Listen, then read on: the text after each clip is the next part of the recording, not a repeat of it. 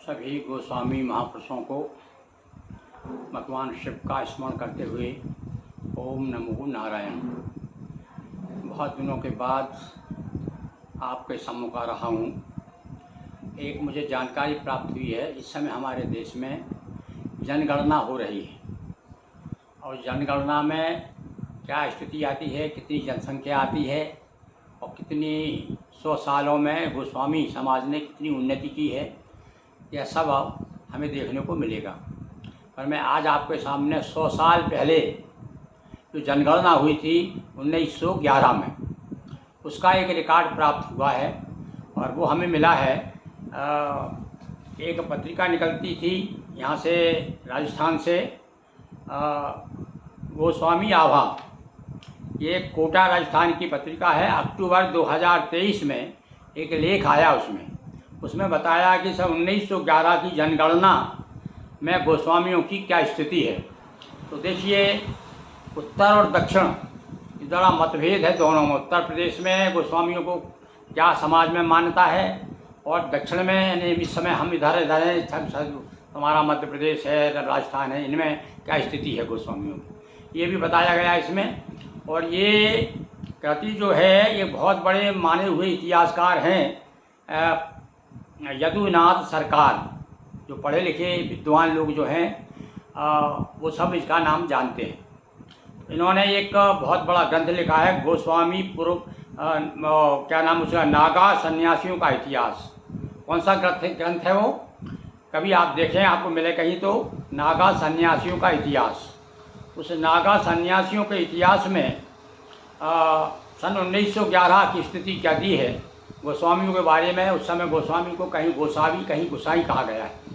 तो अब मैं आपको सुनाता हूँ, ये मैं अपनी तरफ से नहीं कह रहा हूँ। देखिए, 100 साल पहले हमारे समाज की क्या स्थिति थी। सन 1911 की जनगणना में यह पाया गया कि बरार में, बरार यानी महाराष्ट्र, 27% गोसावी पुरोहिती का काम करते थे। ये देखिए आप, गोसावी कहते हैं महाराष्ट्र में, गोस्वामियों को गोसावी कहा जाता है। 100 साल पहले की बात बता रहा हूँ भाई मैं। ये 1911 की जनगणना में पाया गया कि बरार में 27% गोस्वामी पुरोहिती का कार्य करते थे, यानी पंडिताई करते थे। बंगाली गोस्वामियों की कोई पृथक जाति नहीं है, बंगाल में भी गोस्वामी हैं पर उनको कोई अलग से जाति नहीं है। ब्राह्मण जाति के अभिन्न अंग है, ये ब्राह्मण ही माने जाते हैं, ये भी गोस्वामी पर ये ब्राह्मण माने जाते हैं। और प्रांत के अन्य संप्रदाय के ब्राह्मणों से वैध रूप से विवाह कर सकते हैं। अन्य ब्राह्मणों से भी इन गोस्वामियों का संबंध है और वैवाह कब, 100 साल पहले की बात बता रहा हूँ मैं आपको। परंतु अब दक्षिण प्रांत देखिए, ये तो उत्तर प्रांत की बात बता रही। उत्तर प्रांत में यानी 2 भागों में विभाजित है गोस्वामी समाज, ये मान के चलिए। इसलिए आज कभी कभी जो उत्तर प्रदेश के लोग अलग अपना ढपली बजा रहे हैं, दक्षिण प्रांत के जो लोग हैं वो अलग ढपली बजा रहे हैं। तो देखिए, उसे स्पष्ट लिखा हुआ है इसमें। आप दक्षिण प्रांत का सुनिए। दक्षिण प्रांत के सनातनी ब्राह्मण, जिनका अन्य संप्रदायों से होता है, यह कहकर अनुचित रूप से गोस्वामियों का तिरस्कार करते हैं। दक्षिण प्रांत में जो ब्राह्मण हैं, अन्य ब्राह्मण, वो तिरस्कार करते हैं। जबकि महाराष्ट्र में और आपके बंगाल में गोस्वामी की स्थिति ये है कि वो ब्राह्मण के समकक्ष या ब्राह्मण ही माने जाते हैं, पुरोहिताई का काम करते हैं।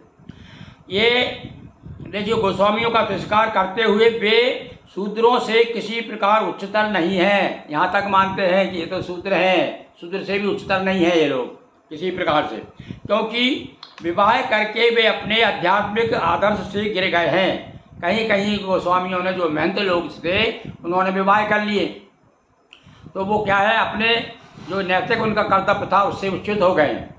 कहा जाता है कि सन्यासी यदि जो विवाह कर लेता है तो फिर वो सम्मानीय नहीं रहता।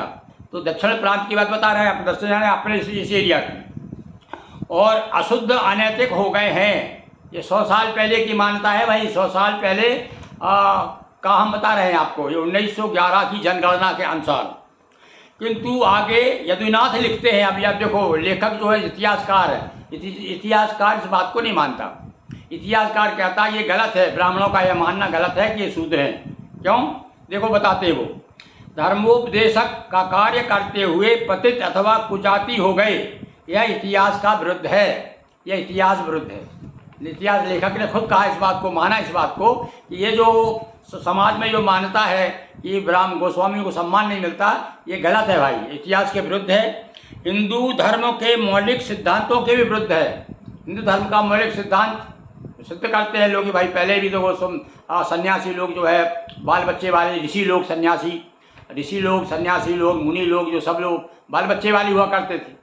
अब इसको अपन तो इसे भौतिक सिद्धांतों के विरुद्ध है। आधुनिक काल में अनेक मठधारी गोस्वामियों ने विवाह किया है। ये 100 साल पहले की बात बता रहे हैं। कौन? यदुनाथ सरकार, इन्होंने एक ग्रंथ लिखा है नागे सन्यासियों का इतिहास। उसमें तो क्या कहते हैं वो, मठधारी गोस्वामियों ने विवाह किया है, यह कोई पाप पूर्ण कार्य नहीं है। यानी इतिहास कहता है ये कोई पाप नहीं किया उन्होंने, या तो ये मतलब कहना चाहिए कि ये भौतिक सिद्धांतों के अनुसार है, ये काम गलत नहीं है। तो ये बात तो कह रहे हैं आज के यहाँ के जो मठधारी लोग हैं और जो ग्रस्त संत हैं, वो लोग इस बात को मान्यता देते हैं, पर अन्य ब्राह्मण लोग जो है तिरस्कार करते हैं। यह 100 साल पहले की बात हमको बता रहे हैं। अब आप इस पर क्या विचार करते हैं, और वर्तमान में अब जो जनगणना होगी उसमें गोस्वामियों की क्या स्थिति आती है, वो उसके बाद हम देखेंगे, उस पर चर्चा करेंगे। तो समय समय पे हम अपनी ओर से अपने विचार कुछ भी नहीं है, जो भी हम देख रहे हैं, देखो विद्वानों ने क्या क्या हमारे समाज में कैसे विचार की बात बताई है, कैसे कैसे सोच है और किस प्रकार का रहन सहन और क्या स्थिति रही, ये आज 100 साल पहले की हमने आपको बताई। निश्चित रूप से आपको अच्छी लगेगी। आप अपने विचार भी हमें देने की कृपा करें, ताकि हमारी और जहाँ कभी त्रुटि हो और आंखें खुले हमारी। बोलिए उमापति महादेव की जय। हर हर महादेव शंभो।